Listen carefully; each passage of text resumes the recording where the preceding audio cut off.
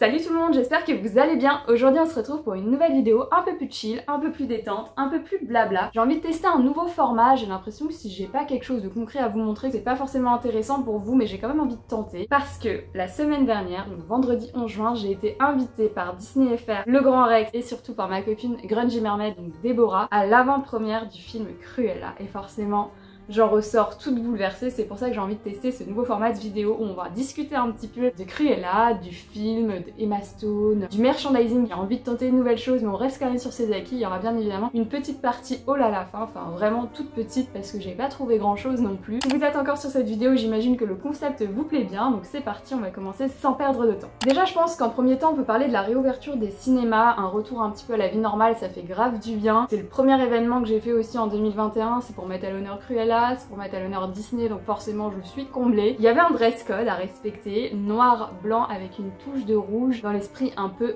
punk rock. Donc forcément on était aux anges avec Debbie. On a vraiment fait des essayages, des tests de make-up aussi. J'ai posté un petit réel sur Instagram d'ailleurs, si vous ne me suivez pas, je vous invite à le faire. C'est Meknani avec 2Y, comme ici. On était vraiment dans notre élément, je crois. On a reçu plein de compliments sur nos tenues, donc forcément ça fait très plaisir. On était super bien placés parce que du coup le Grand Rex et Disney ont bien suivi les règles sanitaires, c'est-à-dire qu'il y avait beaucoup moins de personnes qu'à un événement classique. Moi j'en avais jamais fait donc ça m'a pas choqué, mais c'est vrai qu'il y avait bien un siège entre chaque personne pour respecter les gestes barrières. Dès que t'arrives déjà, le charme du Grand Rex quoi, tapis rouge, il y avait un énorme photocall Cruella qui respectait la charte avec plein de mots-clés comme ça, revenge, rivalité. Vient le moment de la séance et forcément j'ai adoré. Déjà c'est un film qui est vraiment basé sur la mode, sur l'histoire de Cruella et bien évidemment les musiques elles sont folles.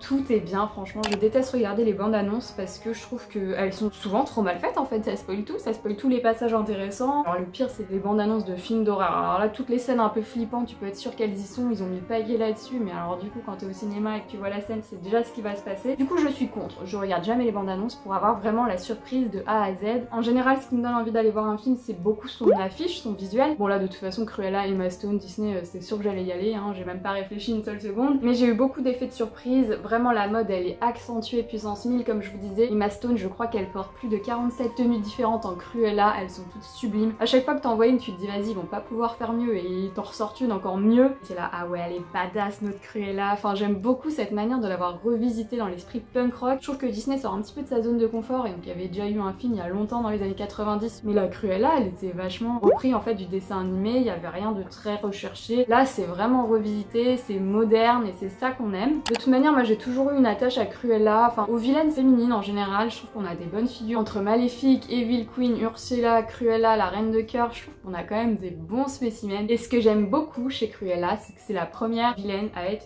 humaine tout simplement, c'est-à-dire que c'est vraiment de la méchanceté pure et gratuite. Il n'y a pas de pouvoir, il n'y a pas de sorcellerie derrière tout ça, non c'est vraiment de la méchanceté. Et c'est vrai que quand j'avais vu Maléfique au cinéma la première fois, j'avais été un petit peu déçue de me dire bah c'est une méchante, au final t'apprends qu'elle est gentille au début, qu'elle devient méchante suite à un événement, ça je peux le concevoir, je pense qu'on n'est pas méchant, qu'on le devient, donc pourquoi pas, mais à la fin elle continue à être gentille. On va pas se le cacher, Disney si t'enlèves les méchants, le film y perd un peu son intérêt. Et je trouve d'ailleurs qu'en ce moment, Disney est très dans une vibe, on se réconcilie, on est tous amis, enfin là je viens de voir Raya par exemple, elle est le dernier dragon, et je trouve que voilà, la méchante elle est pas très charismatique du coup. Je sais pas, moi j'aimais bien les méchancetés pures et dures à la Cruella, tu vois. J'ai adoré aussi redécouvrir Horace et Jasper qui...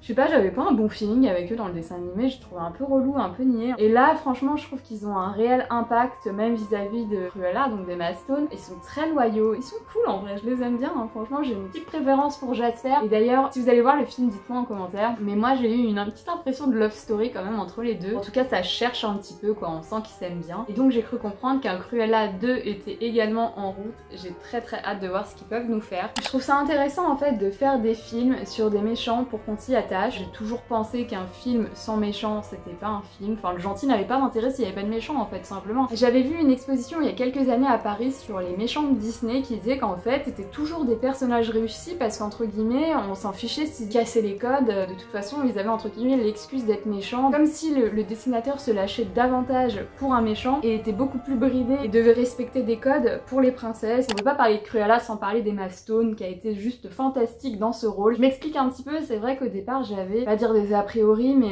j'ai pas trop compris le choix. Je me suis dit, Emma Stone, moi je la voyais en Anita. Je l'ai toujours vue comme une fille un peu sympathique, gentille, enfin toujours avec du caractère forcément et de la personnalité. J'ai pas vu tous ses films encore une fois, mais je trouve qu'elle a quelque chose de doux en elle. Et là je me suis dit c'est quand même osé de la mettre en Cruella, comme je vous disais, qui est vraiment méchante en étant humaine et qui a même pas l'excuse de la sorcellerie, des pouvoirs ou quoi. C'est vraiment un rôle où fallait pas se rater. C'est un petit peu comme le Joker, je sais pas si vous voyez, j'ai redécouvert Emma Stone. Je l'associe un petit peu à la Johnny Depp féminine où tu peux lui filer n'importe quel rôle, elle va te les gérer en fait. J'avoue que ça déchire et maintenant je n'aurais pas vu quelqu'un d'autre dans ce rôle, tout simplement. Je pense que ce rôle était fait pour elle. Emma Stone a parlé dans une interview du fait que c'était assez difficile de s'approprier Cruella sans la cigarette, parce que c'est vrai que la mythique scène de Cruella, c'est elle avec son porte-cigarette, un peu hautaine, un peu nonchalante. Disney a arrêté de montrer des cigarettes au cinéma dans leurs films pour ne pas les promouvoir, et quand j'ai regardé le film ça m'a pas choqué, je me suis pas dit il manque la mythique cigarette. Et pourtant quand elle en a parlé dans l'interview je me suis dit ah ouais, c'est vrai. Vous me connaissez, je suis une grande collectionneuse de Disney, j'adore les vilains. Je viens d'aller voir un film qui m'a bouleversée. Qu'est-ce que je fais? J'écoute la BO en boucle. J'hésite à me faire un split air noir et blanc. Non, je plaisante. Donc j'étais à la recherche d'objets dérivés à l'effigie de Cruella et c'est maintenant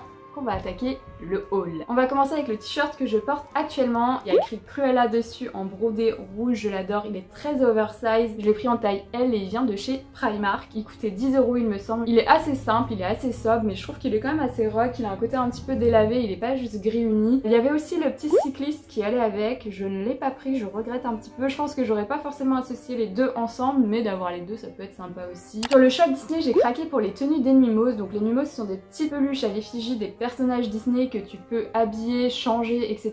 C'est un petit peu le concept. T'as des tenues qui sont vendues séparément. Au fil des saisons, elles évoluent et forcément, bah, tu craques un petit peu dessus parce qu'il y a du choix et que c'est cool d'avoir des peluches encore plus fashion que toi. Du coup, ouais, j'ai dépensé 40 € pour les saper. Enfin, quand je me dis ça, je me dis c'est un petit peu absurde, mais en vrai, ils sont plutôt classe, ils sont plutôt badass et je pense que je vais pas les changer, je vais vraiment les laisser comme ça. J'ai trouvé la tenue qui leur va tout simplement. Pour Minnie, elle a une tenue qui est portée par Emma Stone. Dans le film, je vous mettrai un petit visuel en comparaison. J'adore le côté vinyle noir. Et pour Mickey, je lui ai pris la petite tenue avec le perfecto, le t-shirt guitare, le petit jean. Je vais les laisser comme ça, même si franchement ils doivent bien mourir de chaud comme moi actuellement. Ensuite, je suis passée à la Fnac et là j'ai pris les deux pops qui existent sur le thème de Cruella, qui se présentent comme ceci. Je les adore et encore une fois je suis un petit peu déçue puisque je vous disais qu'il y a 47 tenues dans le film et il y a que deux pops qui existent, mais bon, elles sont quand même assez représentatives. Celle-là représente vraiment le début de Cruella, c'est la première tenue qu'elle porte, c'est la première fois qu'elle se présente en fait sous le nom de Cruella. Et la deuxième, donc ma préférée, c'est celle-ci où elle porte la petite tenue comme je vous disais de ma Minnie Mimos. Et les derniers produits que j'ai à vous présenter, ce sont des produits qui viennent de chez MAC, donc c'est une marque de maquillage pour ceux qui ne connaissent pas. J'ai pas arrêté de les stalker pour savoir c'était quand la date de sortie qu'elle allait être annoncée et finalement j'ai couru en magasin. J'avais prévu de me prendre ces deux pinceaux là. C'est pas donné hein, celui-là il était à 36,50 et celui-là à 26, donc il y en avait déjà pour plus de 62 balles et franchement je me suis dit si je les prends pas je vais regretter, c'est une édition limitée, après ils seront plus en vente. Et j'étais partie juste pour acheter ça et finalement je me suis laissée embarquer encore dans le côté limité, dans le côté je sens que j'allais avoir des regrets si je le prenais pas. J'ai pris ce rouge à lèvres là avec écrit Cruella pareil et le petit couvercle noir et blanc, et finalement j'ai craqué pour un autre rouge à lèvres, un liquid lipstick cette fois-ci qui se présente comme ceci, qui est rouge. C'est celui que je porte actuellement. Maintenant qu'on n'est plus obligé de porter des masques en extérieur, je vais pouvoir en faire profiter tout le monde. Donc voilà, cette vidéo est maintenant terminée, elle change un petit peu d'habitude. J'ai voulu tenter quelque chose de nouveau parce que ce film m'a vraiment bouleversée, ça faisait longtemps que j'avais pas ressenti ça. C'est peut-être un peu moins construit, un peu moins travaillé, un peu plus brouillon, il n'y a pas trop de fil conducteur, je parle un petit peu à chaud de choses qui me viennent par-ci par-là. J'avais envie d'un contenu un peu plus spontané, pas juste de vous faire comme ça un petit tuto make-up. N'oubliez pas d'aller voir Cruella en salle dès le 23 juin et moi je vous fais de gros bisous.